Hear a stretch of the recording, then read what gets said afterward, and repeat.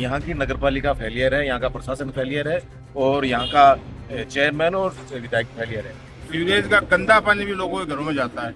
Sewerage के connection रसोई तक जुड़े हुए हैं। मूक बधिर बच्चे हैं, अपंग बच्चे हैं, उसके सामने ही ऐसी स्थिति है तो नौलगढ़ क्या स्थिति हुई है। वो गंदा पानी रसोई तक जाता है, सारे घर में बदबू फैलाने करते हैं। आज भी ईओ साहब ने कहा है कि हम अस्थायी समाधान करेंगे, स्थायी समाधान हमारे पास नहीं है। पानी निकल जाने के बाद में 7-7 दिन 8-8 दिन तक वहाँ कीचड़ जमा रहता है। उसी गंदे नाली के नाली में पड़ा, वहाँ इन्फेक्शन फैला, उसकी बॉडी में 3 दिन में उसकी मृत्यु हो गई।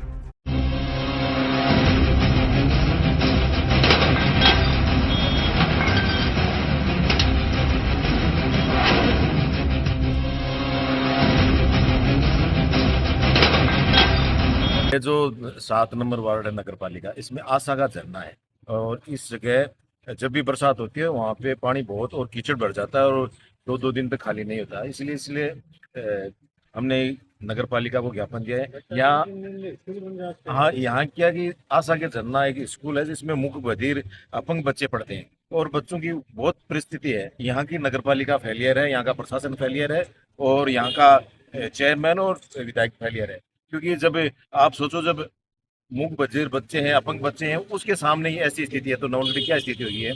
यहाँ के जो नौलगढ़ के जो 7 नंबर वार्ड है उसमें दयनीय स्थिति है, कीचड़ भरा रहता है। थोड़े दिनों पहले भी एक बच्चा की डेथ हो गई पानी में डूब के, लेकिन फिर भी नगर पालिका नहीं चाहती रही है। इसलिए आज हमने ज्ञापन दिया है, ज्ञापन के माध्यम से 7 दिन का टाइम दिया है और अगर 7 दिन में नहीं होगा कोई समाधान तो हम इस नगर पालिका को घेरेंगे।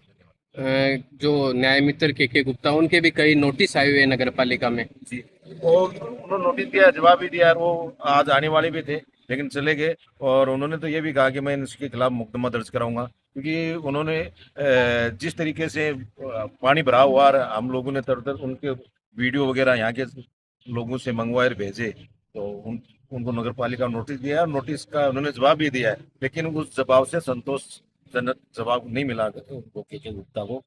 और उन्होंने उसका हम धन्यवाद भी देते हैं कि त्वरित इनके खिलाफ कार्रवाई हुई है। और आज इन लोगों ने नगर पालिका के जो ईओ हैं उन्होंने हमें आश्वासन दिया है कि 7 दिन के अंदर अंदर हम इसका अस्थायी समाधान करेंगे। अस्थायी समाधान तो 1-1.5 महीने बाद में होगा। पेड़ पौधे हैं, गंदगी है, वो इस सीजन में भी, बारिश में भी इस प्रकार ही है। वार्ड नंबर 7 में जो शमशान घाट के पास जो पानी एकत्र होता था, 50 साल से मैं देखता हुआ आ रहा हूँ, लेकिन आज तक इसका कोई स्थायी समाधान नहीं हुआ।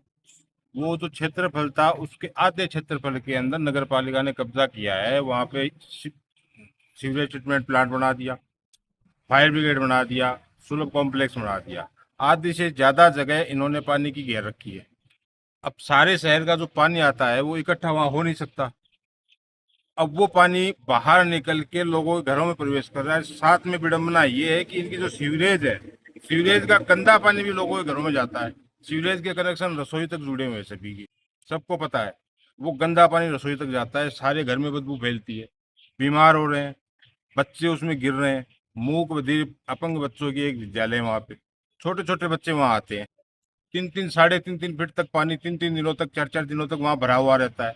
नगर पालिका को हम पिछले कई वर्षों से शिकायत कर रहे हैं, इनके पास कोई समाधान नहीं मिलता है। आश्वासन देते हैं कि हम अस्थायी समाधान कर देंगे। आज भी ईओ साहब ने कहा है कि हम अस्थायी समाधान करेंगे, स्थायी समाधान हमारे पास नहीं है।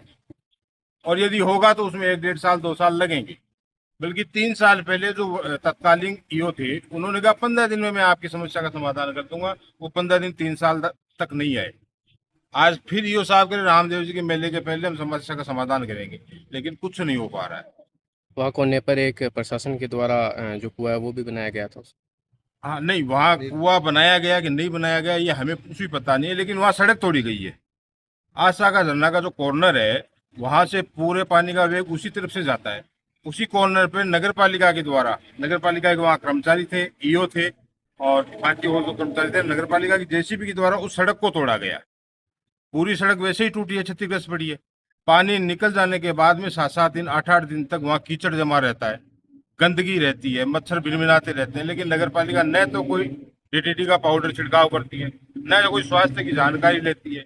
मोहल्ले में क्या हो रहा है, वार्ड में क्या हो रहा है, नगर पालिका को कोई मतलब नहीं। अभी 20 दिन पहले बारिश हुई थी, मोहल्ले का एक लड़का जो आयु शायद 45 से 50 की है, महबूब लील का नाम है उसका, उसी गंदे नाली की नाली में पड़ा, वहाँ इन्फेक्शन फैला, उसकी बॉडी में 3 दिन में उसकी मृत्यु हो गई।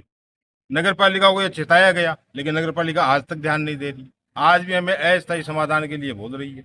आगे की क्या कार्रवाई रहेगी? आगे की 7 दिन का हमने समय मांगा है, नगर पालिका ने समय हमने दिया है, मांगा तो नहीं उन्होंने। वो तो 1.5-2 साल मांग रहे हैं। 1.5-2 साल हमारे पास नहीं, क्या पता उसी पानी में हम गिर के कल ही मर जाए। 7 दिन में अगर समाधान नहीं होता है तो जय किसान आंदोलन की तरफ से नगर पालिका का घेराव होगा।